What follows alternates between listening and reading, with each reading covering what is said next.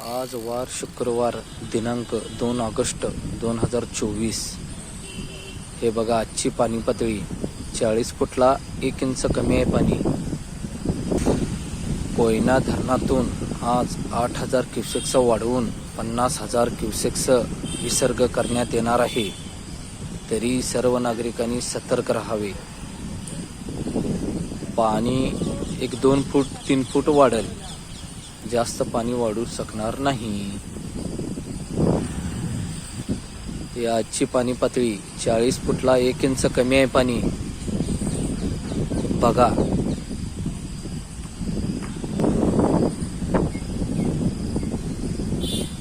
सांगलीचे आयुर्विन पूल